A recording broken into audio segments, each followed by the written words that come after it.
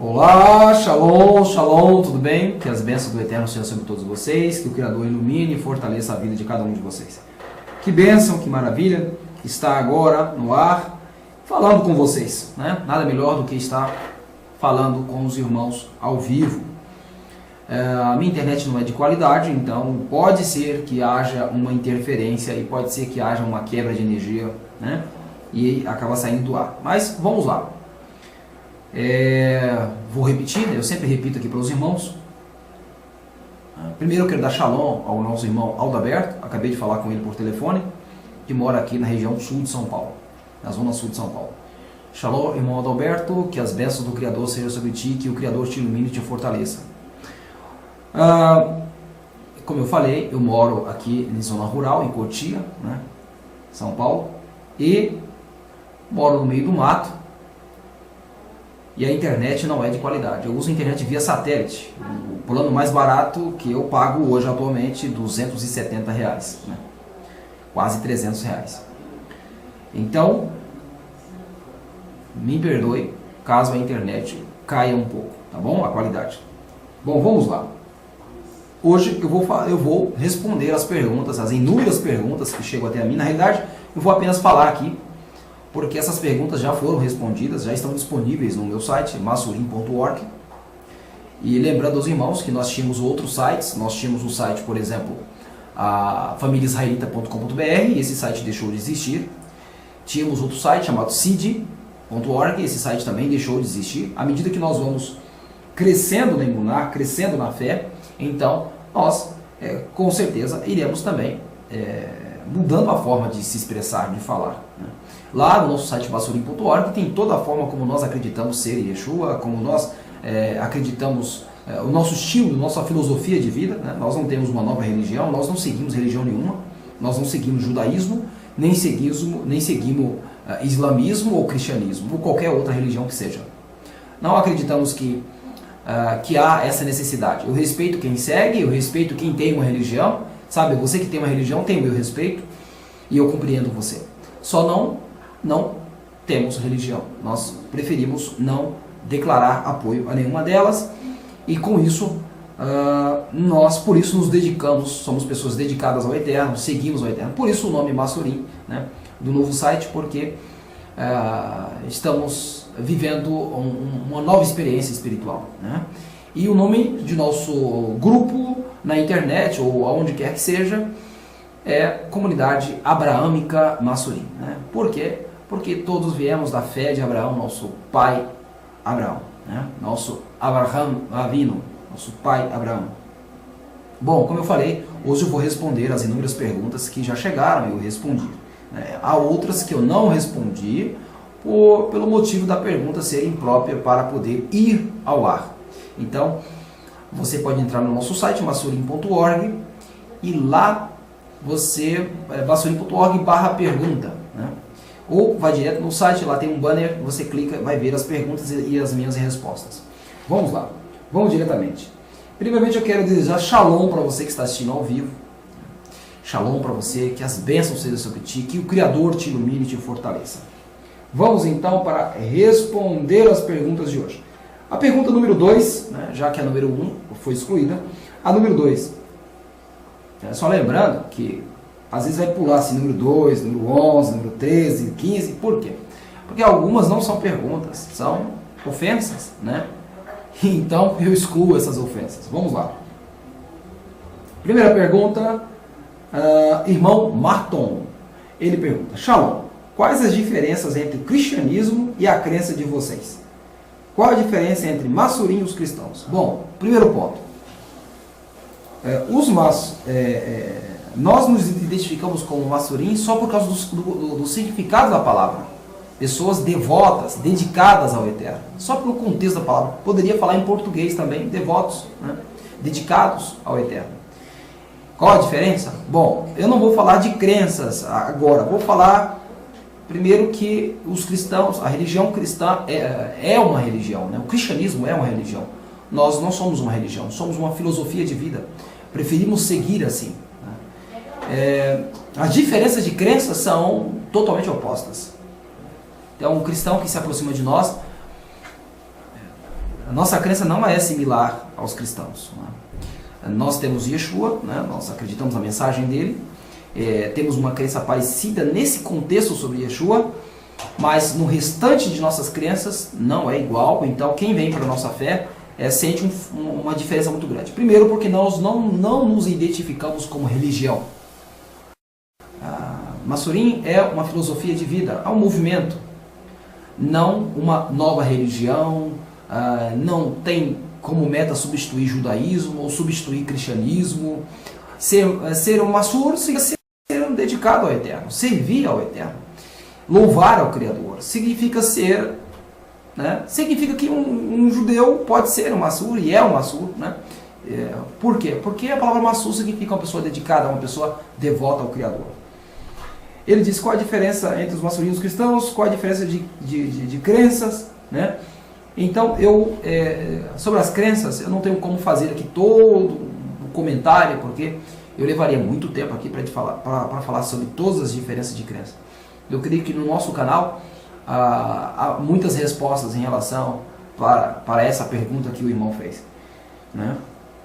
Algumas pessoas me perguntam por que eu chamo todo mundo de irmão, né? Por que eu chamo cristão de irmão, judeu de irmão, muçulmano de irmão? Todos viemos do mesmo pai chamado Adão. E pelo motivo de todos virem de Adão, né, por esse motivo, então eu sempre digo que somos irmãos, né? Não falo no contexto espiritual, não falo no sentido espiritual. Então muitas pessoas me perguntam, Eliarro, por que você chama todo mundo de irmão? Veja, não falo no sentido espiritual, mas falo no sentido de genética. Então no sentido de genética todos somos irmãos, sim, por que não, né? Todos somos irmãos. Não há diferença, não há diferença. Então, todos viemos de uma mesma fonte, de um mesmo casal. É por isso que eu uso a palavra irmão, tá? É nesse sentido. E eu amo essas pessoas, tá bom?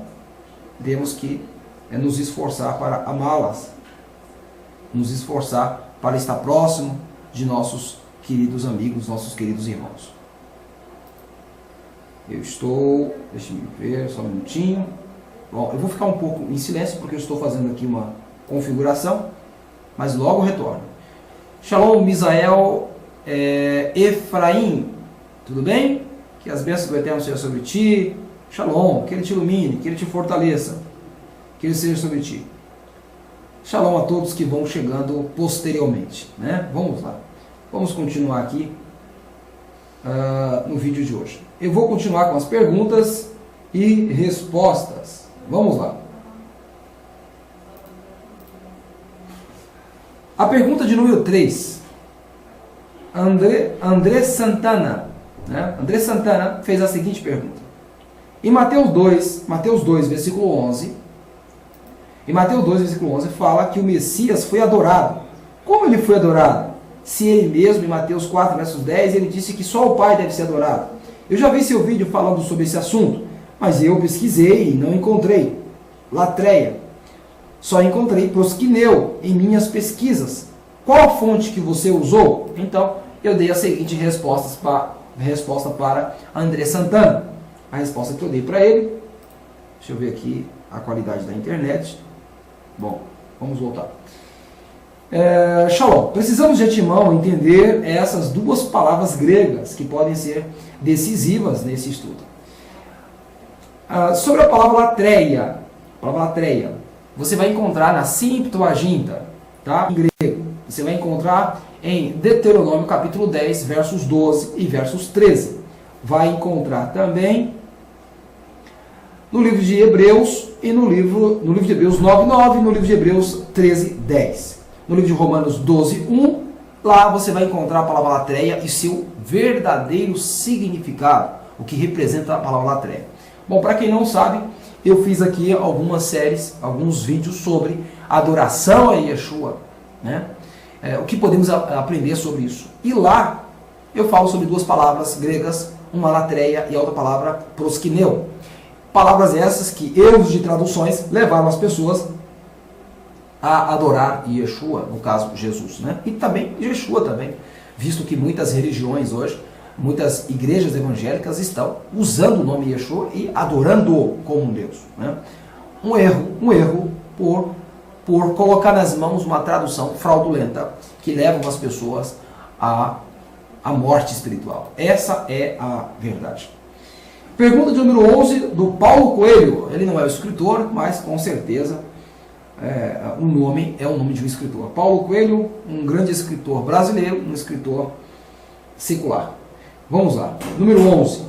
Por que os judeus não creem no Espírito Santo? Qual a Bíblia mais correta para eu estudar, que não seja traduzida por João Ferreira de Almeida? Então eu dei a seguinte resposta para ele. Estou abrindo aqui a página. Olá, Paulo Coelho. Vou responder a primeira pergunta. Você disse, por que os judeus não creem no Espírito Santo? Eu respondo a ele. É um equívoco acreditar que não cremos no Espírito do Santo.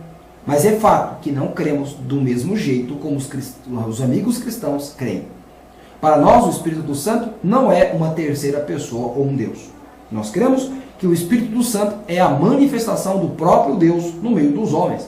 Não se trata de uma terceira pessoa.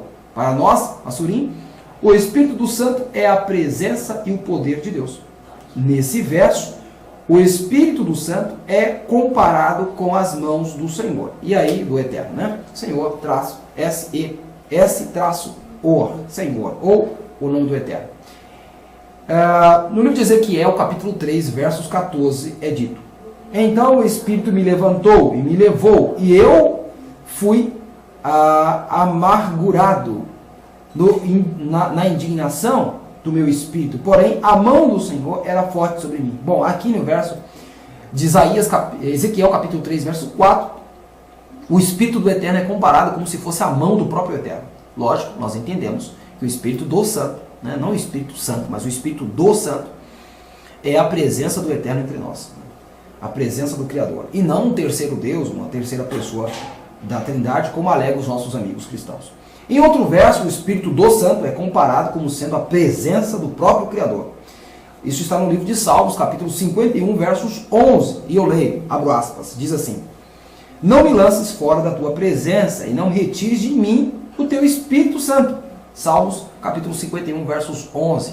Aqui, o Espírito do Santo é interpretado como a presença do Eterno. Não me tire da tua presença, não lance-me fora do teu Espírito. Ou seja, o Espírito do Santo é a presença dele entre nós, numa dimensão em que nós podemos suportar. É lógico que se a manifestação do Todo-Poderoso viesse sobre nós, não suportaríamos. Então, o Eterno fala conosco por meio de sua presença, o seu Espírito. E o seu Espírito não é uma terceira pessoa. Nós não falamos com o Espírito, nós não invocamos o Espírito como se fosse um Deus, né? Isso é idolatria. A irmã Adriana, na pergunta número 13, ela diz: nos 1000 anos do reinado do Mashiach, citado no livro de Apocalipse, quem são os que Satã seduzirá? Somente os ímpios que estiverem vivos ou até mesmo os salvos? Eu então dou a seguinte resposta para ela, mas antes de dar a resposta a ela, ou de falar a você a resposta sobre essa pergunta, eu quero então analisar aqui a qualidade da internet, a qualidade da transmissão, para que não dificulte aí para os irmãos que estão ouvindo, né? Deixe-me fazer uma pequena análise aqui da qualidade dessa internet de hoje. Se você está assistindo numa qualidade boa, vou pedir a você que mande aí um shalom para que eu possa diga que você está vendo e ouvindo perfeitamente, que não está tendo quebras na qualidade da internet, né? Eu faço planos para daqui um mês e meio melhorar a qualidade da internet, e aí vou pagar em torno de R$350 na internet, melhorando um pouco a qualidade da transmissão. Misael Efraim diz: o que a Torá fala sobre Yeshua? A Torá diz que haveria um profeta semelhante a Moshe. É a única mensagem, é a única passagem sobre Yeshua, né, que nós acreditamos. Que haveria um profeta semelhante a Moshe, e que esse profeta levaria muitas pessoas à redenção, né? Ou que esse profeta levaria a mensagem do Eterno. Essa é a única mensagem que nós vemos dentro aí. Obrigado, Marcelo. Shalom, que o Eterno te abençoe. O irmão Marcelo está falando aqui onde ele está assistindo, lá no Maranhão. A mensagem está aqui. Está perfeito. Áudio e imagem. Baruch Hashem, bendito seja o Eterno, louvado seja o Criador por isso. Que a imagem está perfeita. A irmã Hanna, lá de Goiás, também disse que aqui também está perfeito. Louvado seja o Eterno, né? Louvado seja o Criador pela qualidade da internet. Então, eu sigo respondendo as perguntas dos irmãos. Lembrando que perguntas íntimas, aquelas perguntas que a mim são feitas, perguntas, né, que eu considero íntimas, né? Eu não vou responder aqui no grupo, ok? Não, no vídeo de hoje, eu não vou responder. Então, eu vou preservar essas perguntas que são feitas para mim e eu responderei apenas exclusivo para as pessoas que a fazem aqui no meu site massurim.org/pergunta. Vou responder então a pergunta que foi feita. A Adriana perguntou: nos 1000 anos do reinado do Mashiach, citado no livro de Apocalipse, quem são os que Satã seduzirá? Somente os ímpios que estiverem vivos ou até mesmo os salvos? Eu então respondi da seguinte forma para ela: Shalom, irmão. Primeiro eu vou responder as suas perguntas separadamente. Separadamente. Em sua primeira pergunta você disse: quem são os que Satã seduzirá? Minha resposta é: segundo o livro de Apocalipse, capítulo 20, versos 20, capítulo 21, Satã será preso para não enganar as nações, ou seja, essas nações serão puras do engano e viverão aqui na terra e não no céu. Lógico, né? Porque se vive no céu como Satã, né? E lembrando aqui, só fazendo um adendo aqui, Satã aqui, quando eu falar Satã, não estou me referindo àquele ser mitológico, imaginário, com 2 chifrão, com um tridente na mão, né? Interessante, né? Tridente, tem 3 aí, interessante. Não me refiro a esse ser, tá? Não me refiro a esse ser. Estou me referindo ao inimigo do povo do Eterno. Alguém pode perguntar, mas Eliarro, o que você está falando? Quando você lê o livro de Apocalipse, lá fala muito sobre Ha-Satã. A palavra Ha-Satã vem do hebraico o inimigo, o adversário. E João, né, Yohanan, está chamando de Ha-Satã o poder romano, poderio romano. Ele vai dizer, o inimigo, o Ha-Satã das almas, o Ha-Satã que matou muitas pessoas. Esse Ha-Satã aí, o adversário, é o poder romano. E não tem nada a ver com o ser mitológico cristão, que é o diabo, ou el diablo, que cresce na mitologia das pessoas. Um ser que está ali apenas para infernizar a sua vida, roubar, matar, destruir, fazer um monte de misérias, como se o eterno Criador estivesse de longe só dizendo, deixa ele fazer um pouco aí com as pessoas. Eu gosto de ver isso. Né? Isso não é verdade. Né? Então, quando eu respondo aqui, Ha-Satã, eu estou me referindo ao inimigo do povo do Eterno. Ao inimigo do povo de Israel e ao inimigo, né, da grande multidão, que são as pessoas que não são descendentes de Israel, mas que se ajuntarão a esse povo no fim dos tempos. Lá fala sobre uma grande multidão que irá se aproximar desse povo, juntar a esse povo.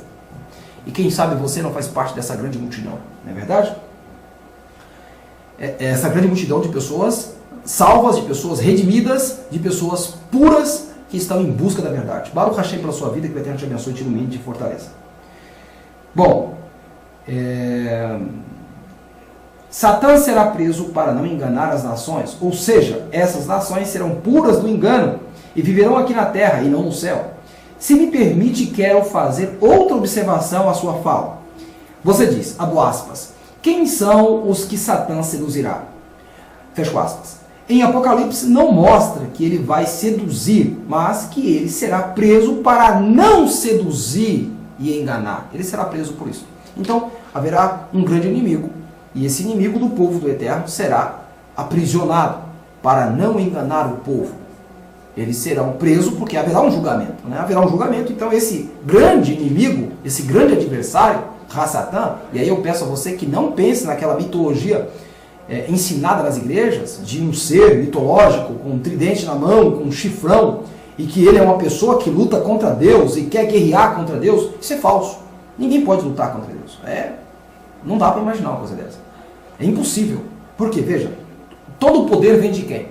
O poder vem de quem? Vem do Criador, não é verdade? O poder vem de Deus. Ora, se o poder vem de Deus, Que poder tem aquele ser mitológico criado no cristianismo, chamado El Diablo, o Diabo?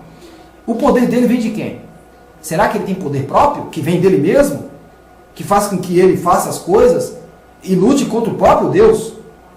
Não dá para acreditar nisso, não é verdade? Porque todo o poder vem de quem? Vem do Eterno. O Rav Yeshua, nosso mestre, em uma das passagens, ele diz que todo o poder vem do Eterno.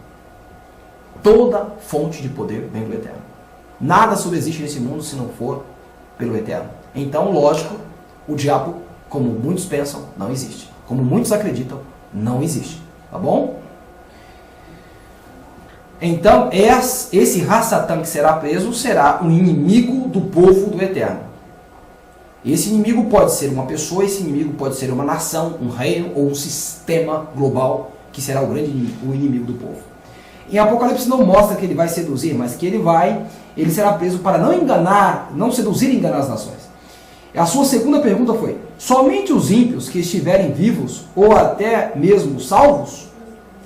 Resposta: os ímpios já foram seduzidos, então eles não serão enganados ou seduzidos. Eles já foram seduzidos. Né? Quem são ímpios? Aqueles contrários à Torá. Ímpio vem da palavra infiel.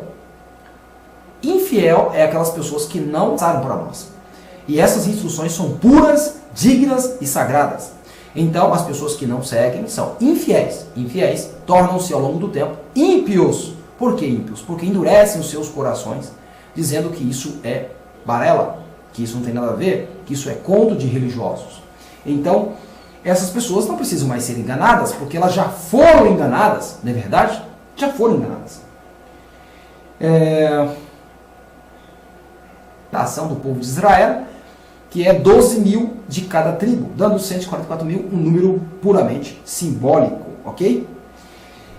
E as nações que estão, na verdade, a grande multidão, as nações que estão, na verdade, são a grande multidão, pessoas que não pertencem à descendência genética de Abraão, mas são pessoas que, assim como servos de Abraão, que não eram da descendência, abraçaram a fé de Abraão, no futuro, hoje, muitas pessoas que não são descendentes de Abraão, eu digo descendência genética, também fariam circuncisão, ou seja, fariam Brit Milá, assim como fizeram os servos de Abraão, os empregados de Abraão. Eles também fizeram circuncisão e adoraram o mesmo Deus de Abraão. E não eram descendentes genéticos, mas tinham participavam da mesma emuná, da mesma fé de nosso pai, Abraham Avinu. Bom, espero ter respondido a pergunta da irmã Adriana. Agora eu vou para outra pergunta. Vamos lá. Outra pergunta aqui. A pergunta número 15. Eu saio da 13 e pulo para a pergunta número 15. O internauta José Batista. José Batista fez a pergunta. O que significa a palavra Masurim? Boa pergunta. Eu vou responder. Mas antes de eu responder, vou medir novamente a qualidade da internet. Ver como está aqui a qualidade da transmissão. Bom, e cumprimentar outras pessoas. Vamos lá, antes de responder a pergunta que a mim foi feita pelo sistema de perguntas que eu estou desenvolvendo, né? Ele ainda está beta, ou seja, está em desenvolvimento. Você pode acessar o sistema de perguntas, que é www.masurim.org/pergunta, ou você pode entrar diretamente no site, e diretamente no site você vai encontrar aí algumas informações importantes para que você possa fazer a sua pergunta, e eu vou aqui no ar responder a sua pergunta. Bom, vamos então aqui a minha resposta.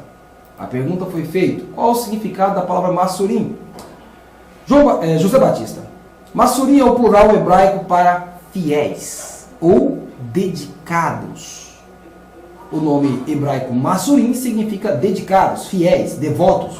Por esse motivo somos Masurim, porque nós nos consideramos pessoas dedicadas ao Eterno. Por que surgiu a ideia de nos chamarmos Masurim? Né? Por quê? As pessoas olham para nós e dizem, vocês são judeus. Os judeus olham para nós e dizem, vocês são cristãos disfarçados de judeus. Né? E agora? Nós queremos seguir a Torá, Nós queremos obedecer os mandamentos, independente do aval dos judeus ou não, né? Dos que se dizem judeus. Independente de ser aceito com ou não. Nós também não somos cristãos, né? Nós não somos cristãos. Nós também não temos nenhum ressentimento contra os cristãos e nenhum ressentimento por aqueles que se dizem, abre aspas, judeus. Então, nós nos consideramos fiéis, servos do Eterno, dedicados ao Criador. Daí o porquê Masurim. Masurim é uma palavra hebraica para é uma palavra masculina hebraica, Masurim, servos ou fiéis, dedicados. Mulheres dedicadas seriam Masurot ou Masur, né? Fiel, dedicado, tanto serve para mulher ou para homem, Masur, né? Esse é o significado desta palavra e está aí a minha resposta sobre ela, né? Shalom, Grazi Farias, que o Eterno te abençoe. Eu também dei shalom para o irmão Misael, para a irmã Hanna, o irmão Marcelo, né? Aqueles que estão comentando aqui. Nós temos agora atualmente 6 pessoas assistindo online. Baruch Hashem pela vida de todos vocês. Eu quero pedir a você que está assistindo online agora que entre aí nos comentários, participe, né? Faça um comentário. Nós também temos aí o super chat, né? Super chat. Quando você adiciona o super chat, o seu chat fica lá em cima, né? Todo mundo vai ler o seu chat aí e as pessoas vão ver a sua mensagem, né? Algumas pessoas utilizam aí o super chat para deixar a sua mensagem no bate-papo aí no vídeo do YouTube lá em cima, né? E aí todo mundo vai ver os seus comentários. Depois procurei fazer um super chat. Você também apoia o ministério quando faz um super chat. Vamos então a outra pergunta. Vamos a outra pergunta aqui agora. Pergunta de número 16. O Vanderlei, melhor Vanderlei, né? Vanderlei fez a seguinte pergunta: os discípulos de Yeshua celebravam a Santa Ceia? E você o que pensa? E você o que acha? Os discípulos de Yeshua celebravam a Santa Ceia? Vamos então à resposta para essa pergunta. Primeiro eu quero agradecer ao internauta Vanderlei. Que o Eterno te abençoe, te ilumine e fortaleça a sua vida. Vamos lá. Shalom, irmão Vanderlei. Não há nenhuma sincrética da festa de Pessah com uma festa ágape da região onde Paulo viveu. Não existe nenhuma evidência que Yeshua e seus discípulos tenham feito a cerimônia do jeito cristão, do jeito de hoje, né? Apenas com o pão, o suco de uva e o lava-pés, né? Mas Yeshua pediu para lavar os pés, né? Então isso é uma cerimônia que posteriormente deve ser acrescentada. Não, ali Yeshua estava fazendo uma didática com seus discípulos, mostrando a eles que eles deveriam ser humildes e não se portar como pessoas melhores do que outras. Yeshua está fazendo ali uma didática, né? Não está dando um mandamento dizendo, vocês devem lavar os pés a vida toda aí, né? Não existe um mandamento em relação a isso. Mas não é um erro fazer isso, né? O erro é dizer que a Pessah, né, uma festa propriamente judaica, tem que ser substituída por uma Santa Ceia. Santa Ceia significa um jantar sagrado, né? Um jantar sagrado. Então, de hipótese alguma, você deve substituir Pessah por Santa Ceia. Não existe como. Mas a pergunta dela foi, os discípulos celebravam? Então, de um modo muito simples, e posso dizer simplório, não, eles não celebravam, né? Não existe nenhum relato. Eles celebravam Pessah, a festa da passagem, a festa da saída do Egito para a terra prometida, para a Eretz Israel, né? Para a terra que o Eterno estava dando para o povo de Israel. A pergunta de número 17, a 17ª pergunta aqui do meu portal de perguntas, a internauta Luzinete Magalhães Franco Barbosa. Muito obrigado pela sua pergunta, que o Eterno te abençoe, te ilumine e te fortaleça. A pergunta dela foi, a maioria dos cristãos dizem que hoje não precisamos viver pela lei, só pela graça. Esse pensamento é correto? Vamos responder a essa pergunta. Será que esse pensamento é correto? Né? Será? Lembrando a todos que essas perguntas estão todas escritas no meu portal massurim.org/pergunta. Lá você tem tudo isso respondido em texto. Estou falando aqui em áudio também, em áudio e vídeo, porque ajuda no crescimento do canal e muitas pessoas também participam e se alegram juntos comigo, tá bom? Você que está assistindo online, entra aí no chat e manda um alô para as pessoas que estão também no chat acompanhando junto com todos, né? Vamos lá. Aqui está mostrando que a qualidade do stream não está tão boa, né? Está mostrando para mim que a qualidade caiu um pouco. E eu vou aqui sair aqui do... Pronto, para melhorar um pouco aí a qualidade do sinal. Vamos lá. Vamos então responder a essa pergunta. Tá bom? Vou responder outra pergunta.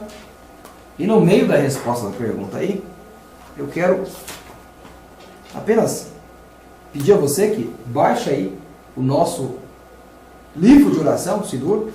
Eu quero apenas, rapidinho,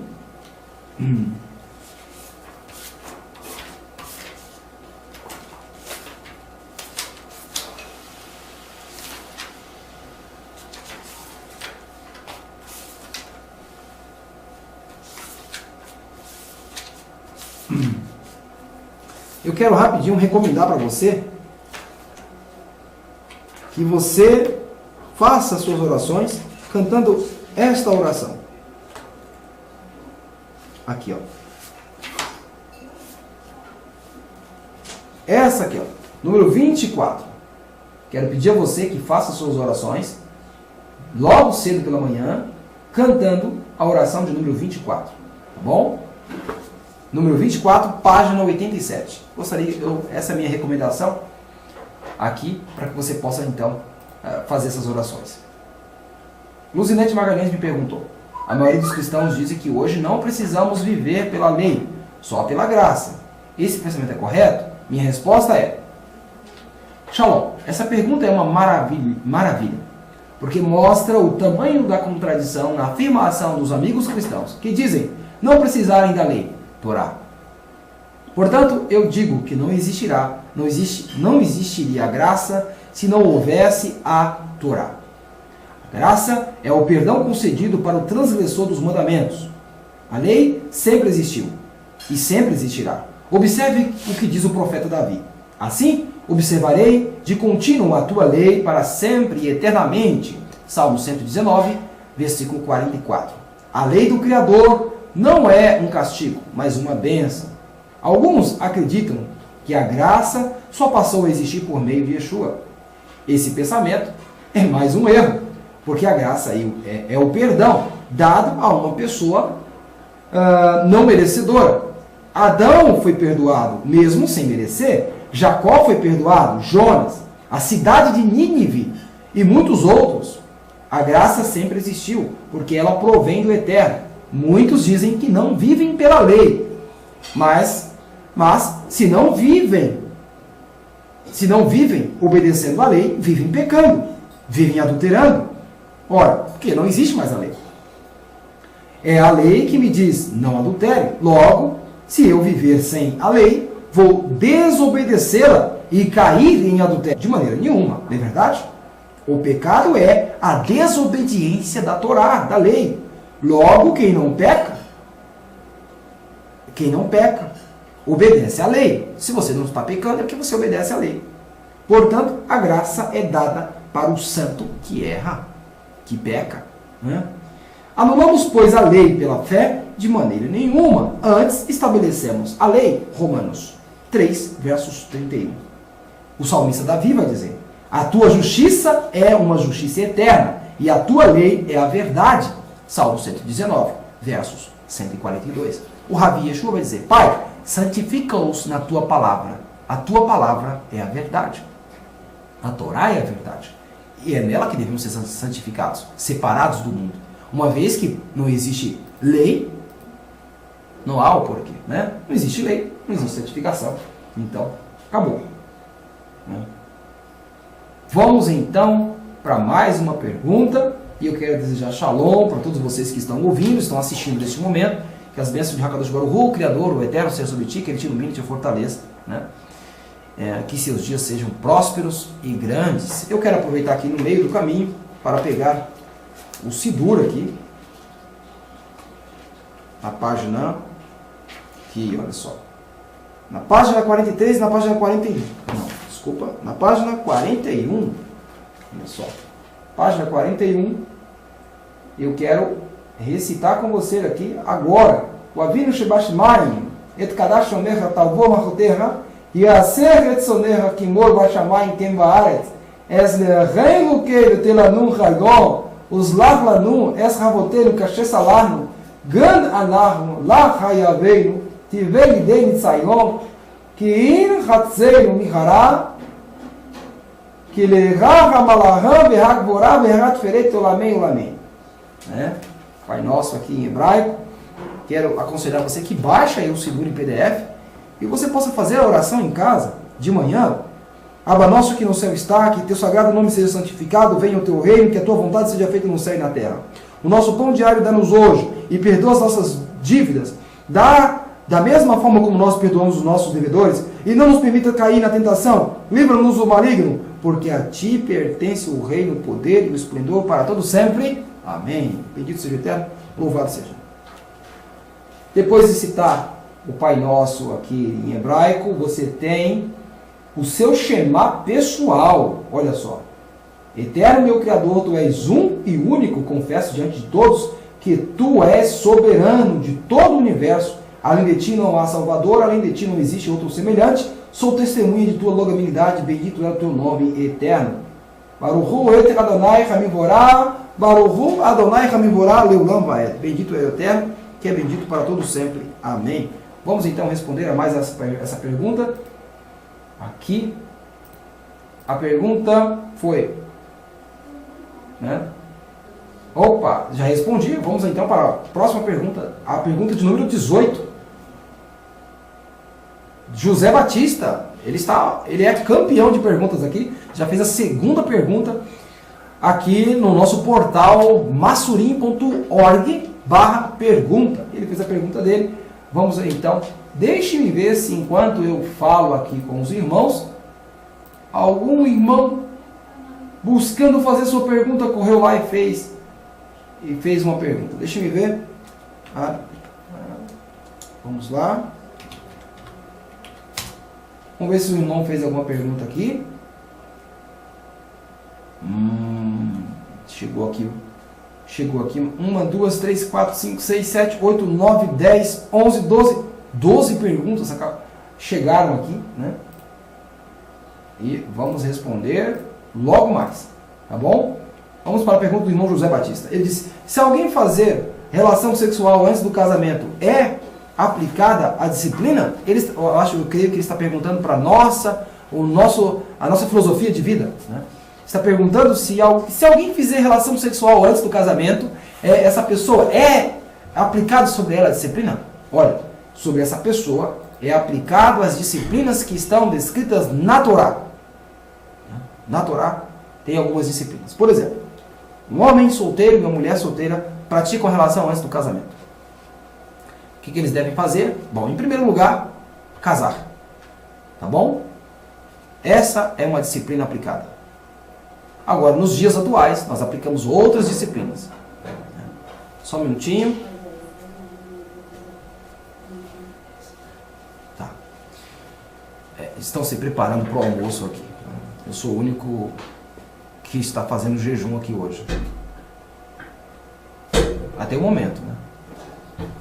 Ó, estão levando a cadeira lá para a cozinha para poder se prepararem para o almoço. E que almoço tarde, vai dar 2 horas da tarde. O Shabat é assim. Passamos muito tempo buscando o Eterno e às vezes esquecemos de certas coisas, né? Mas vamos almoçar sim, com certeza, né? Vamos lá, vamos responder a mais essa pergunta, né? Então, a pessoa faz relação sexual antes do casamento. Nós não excluímos a pessoa do nosso meio, né? Ela não é excluída. Não existe aí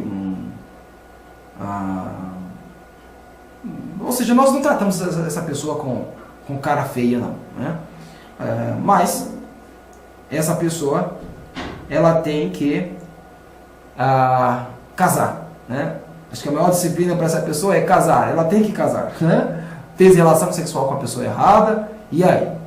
E agora? Cometerem esse erro. E se cometerem esse erro, que cometam esse erro, né? Não que cometam.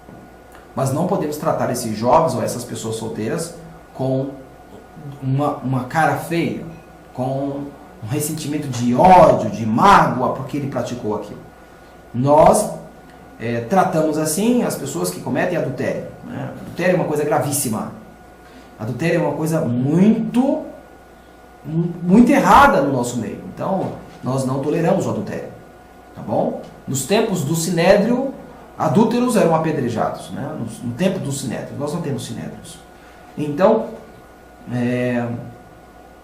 sexo antes do casamento para solteiros é penalizado com o casamento. Eles devem casar. E existem outras coisas que não vou falar aqui no momento, mas que não são coisas muito graves e que não vai perturbar a vida de ninguém, né? A vida segue. A vida segue. Fizeram sexo antes do casamento, devem casar-se em primeiro lugar e depois eles vão colher as consequências de ter feito um ato errado. Mas depois a vida segue, o casamento segue, né? E eles vão se tornarem pessoas melhores e vão ajudar a sociedade a se adequarem às normas da Torá. Não às normas do mundo, tá bom? Não às normas do mundo. A irmã Hannah diz, tadinho, eu acho que é em relação ao almoço, né? Veja, eu falo para um grupo de pessoas, pouco, mas são pessoas que estão me ouvindo, que têm a Torá como livro sagrado. Se você tem a Torá como livro sagrado, não vai ficar chateado, ou abismado, ou espantado pelo que eu estou dizendo. Nós somos regidos pela Torá. Deixa eu ver aqui a Torá. Deixa eu pegar a Torá aqui.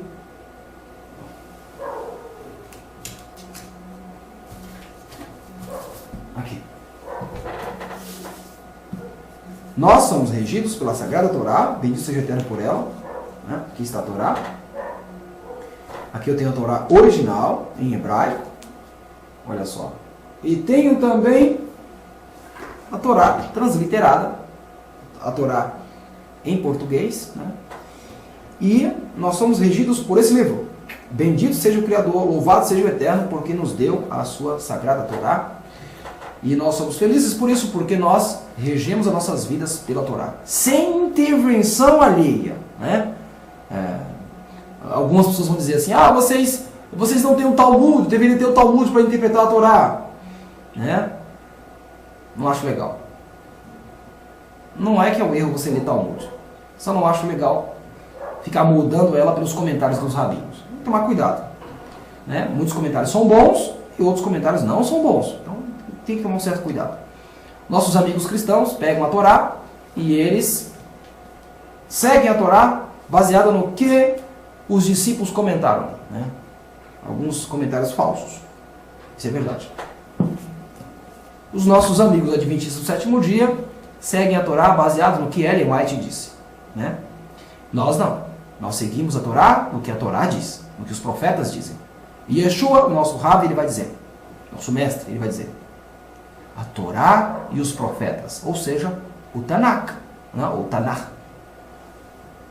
Esse livro sagrado para nós, auto se interpreta. Baruch Hashem por isso. Louvado seja o Eterno, porque esse livro auto se interpreta. Vamos lá, são várias perguntas, muitas mesmas. Ainda falta, olha, eu respondi de número 71 hoje. Então, eu estou aqui na pergunta de número 19. Depois tem a 21, 22. Eu vou parar aqui na 19, tá bom? Porque eu vou almoçar, né? Baruch Hashem pelo almoço. Eu posso sentir o cheiro da delícia, né? Vamos lá. Você já almoçou? Parabéns. Bendito seja o Eterno por isso. Louvado seja por isso. Vamos lá. Luciano Miranda de Souza, ele pergunta. Roxa, Shalom. Trabalho 6 dias. Um dia e o dia de Shabat. Como aqui no Brasil vivemos um sistema governado pelo catolicismo, pode-se separar o dia de domingo, no caso de trabalhar no Shabat? A minha resposta para essa pergunta é: não pode. Você não pode dedicar o domingo em substituição ao Shabat. Não existe isso. Você trabalha no Shabat, então aceite. Você está trabalhando no Shabat. Olha, eu estou transgredindo um mandamento da Torá e um dia, quem sabe, eu terei possibilidade de obedecê-lo. Mas não, você não deve fazer isso. Você não deve dizer, como eu não posso guardar o Shabat, então eu vou fazer o seguinte, eu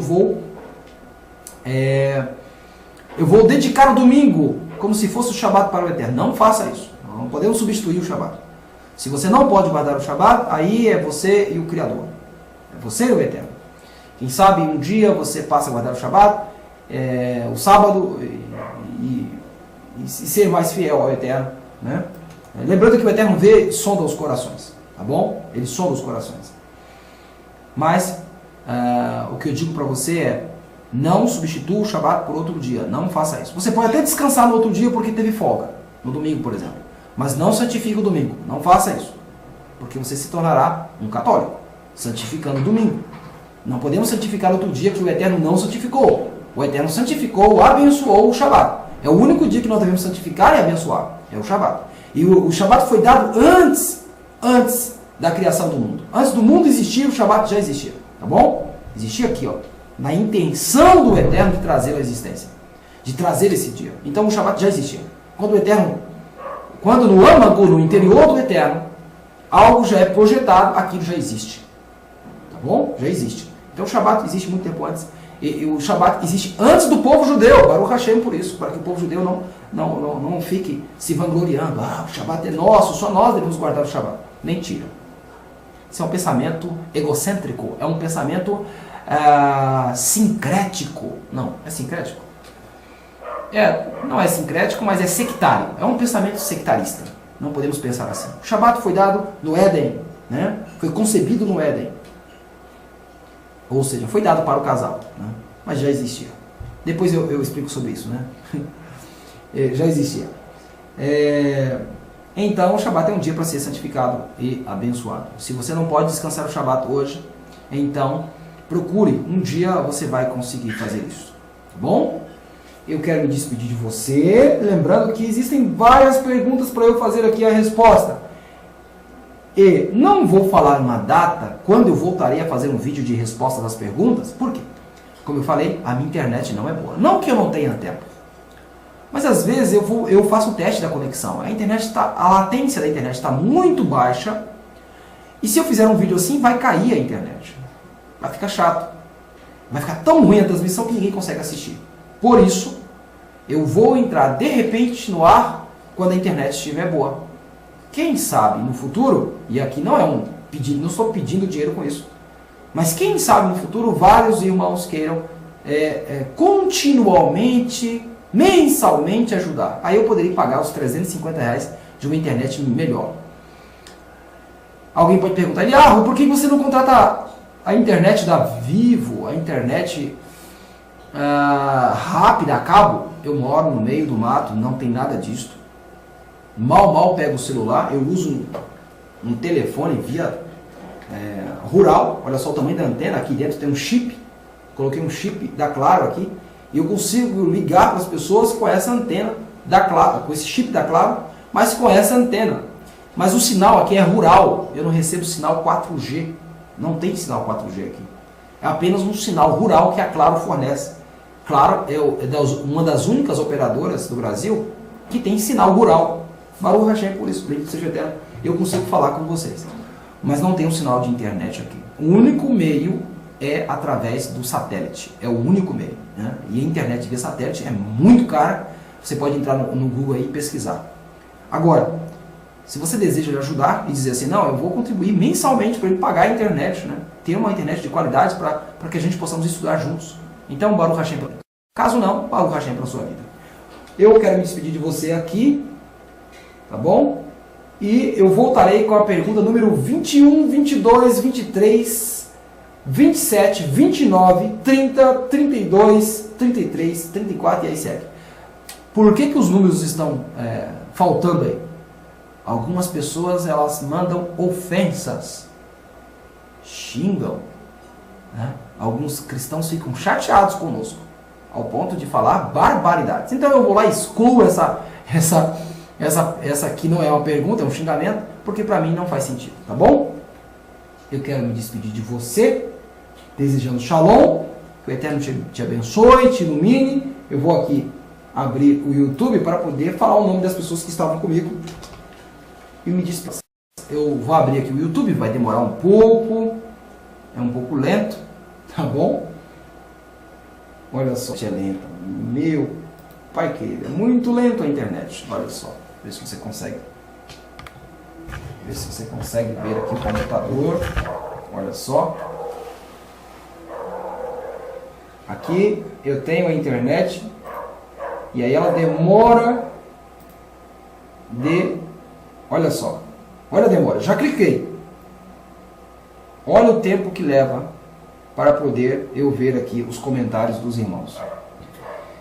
Shalom, irmão Yosef. Shalom, irmã Hannah. Shalom, Newton Carneiro, Grazi, Misael, Marcelo e a sua esposa. E aí segue, né?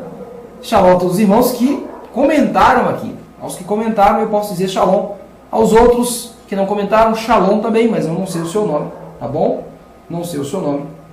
Eu quero agradecer ao Eterno pela vida de vocês, pela sua vida. E até o nosso próximo vídeo, se o Eterno permitir.